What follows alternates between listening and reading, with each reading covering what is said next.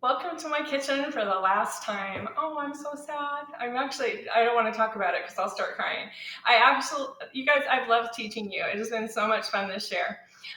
Anyway, today we're making peanut butter no bake cookies, and so the recipe is quite a large batch, and it's listed in Google Classroom, and it's too much food for my family, so I'm going to half the recipe. And so we're going to start out, and the recipe calls for you're going to pre-measure all your ingredients. After I said that, I don't remember how much I measured out because it's in my head is the right amount. So we won't worry about the quantities. But again, the recipe's in Google Classroom. So we're going to start out with a saucepan. I'm going to go ahead and add, I know it's 6 tablespoons of butter, so we're going to go ahead and pop that in there. And also 3/4 of a cup of milk. I'm going to pop those in there and get the burner started so that butter can start melting. Sorry, my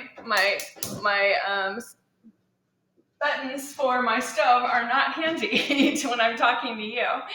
Anyway, so those are going to start heating up, and then we've got our sugar. And so I'm going to go ahead and add our sugar to this. Oh, I remember it's 1.5 cups. There's a lot of sugar in there. That's a half batch. Isn't that ridiculous? And then the other ingredients are going to go in after this mixture boils. So remember when we made no-bake cookies that the cookies had to, the mixture had to boil for a minute it had to boil, and then you had to go another minute before you continued on. And so that's the case for the peanut butter no bakes as well. And so they're very similar to the chocolate ones we made. They're just, they don't have chocolate in them. So if you had a friend who can't eat chocolate because it gives them migraines, or they have other allergic issues with chocolate, you could just make this cookie. And so it's quite delicious. So I'm just going to let it go for a minute, and then we can talk about our other ingredients. So while that's boiling, yesterday I made some energy bites. They're little balls of, I never thought of them as dough because they don't have flour in them, but they're little balls of deliciousness, kind of like soft granola bites. And it was funny because I made them for my nutrition class, and my husband last night said, "Those are weird. Why would I eat dough?" And I'm like, "No, it's not dough. There's no butter. There's no flour." And he's like, "No, I'm not eating it." And John likes anything cookie, I thought. Nope, I was wrong. So this morning, while we're waiting a moment, I got out the dough balls, and I smashed them down, and I baked them. So, if life gives you lemons or something doesn't work out the way you think it's going to, just figure out what else you can do with it. And those cookies look mighty fine. Okay, we've been boiling a minute. So the next ingredients are, on your recipe, it'll say 1/2 teaspoon of vanilla. Mine's 1/4 teaspoon because I have that half batch. I'm also going to add my 3/4 of a cup of peanut butter. I'm going to switch out my spoon. I've got a gas stove, and the heat really spreads, and I'm burning my fingers.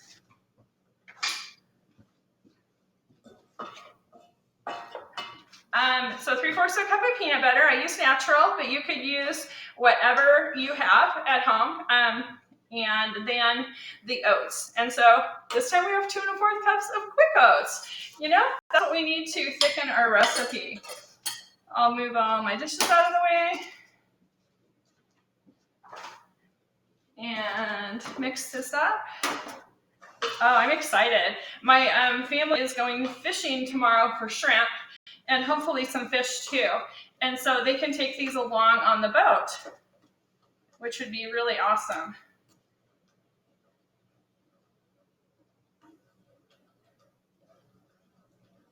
And then I'm just going to stir this up, and I've never made a half batch of this. It's a little bit thin. I'm going to add a little bit more oats to it because it's way too thin to even make into cookies. So I think it was my last time I cooked for you. Everything goes not quite right.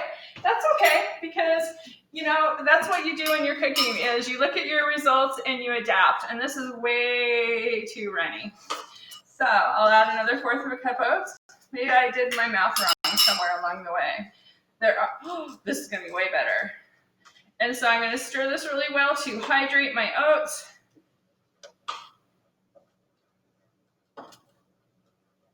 And I'm even gonna add another 1/4 of a cup because I'm still feeling like I've made this a million times. So I definitely know this, oh, it's gonna be perfect. Didn't I say that after 1/4 of a cup? It's perfect. Okay, yay. So now we want it so it's a thick mixture that glops off of the spoon. It's still kind of thin, but it will dry out and hydrate. You're going to get a baking sheet. You're going to cover it with parchment paper and a pot holder. We're going to scoop it onto the baking sheet, just like you did with your chocolate cookies. You're going to then just set this aside for an hour or two. This recipe takes a little bit longer to set than the chocolate version. Remember that you can make the cookies any size you want. You don't want them too big because there's no gluten to glue these together.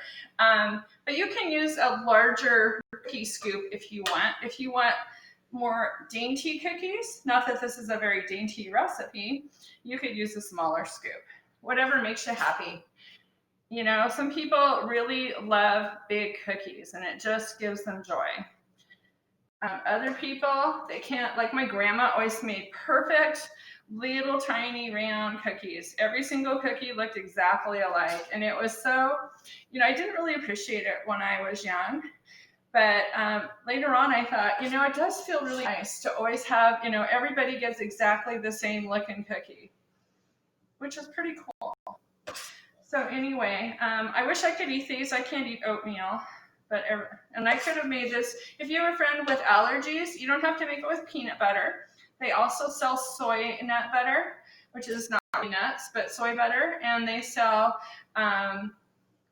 sunflower seed butter, sun butter. That could be used for this recipe instead if someone has a nut allergy. You could, if somebody can't, is lactose intolerant or is allergic to dairy, you could use almond milk or coconut milk, anything like that. You do want to save a little bit of cookie or room between the cookies. They spread just a tiny bit. They're not going to spread like some of the cookies we made in class, but you don't want to butt them right up again next to each other.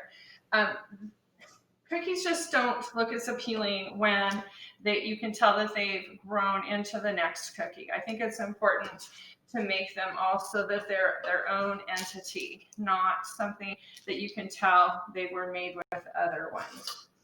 And so you just keep scooping until you use up all of your, it's not really batter, your mixture. There we go. And then they can go in the fridge if you want. They could also just sit out at room temperature to set. Again, these are not like Amy's. Amy's would set in about 20 minutes. In fact, sometimes they're so dry that you have to add a little bit extra water. So you kind of have to do the opposite. So if your mixture is too dry, then you add a little bit extra water or milk. And if it's too wet, then you add a little bit of extra oats. Again, you adapt as needed. And it kind of depends some days on how much humidity is in the air. Okay, perfect. So there are my cookies. So I hope that you consider making peanut butter no bakes because they are delicious.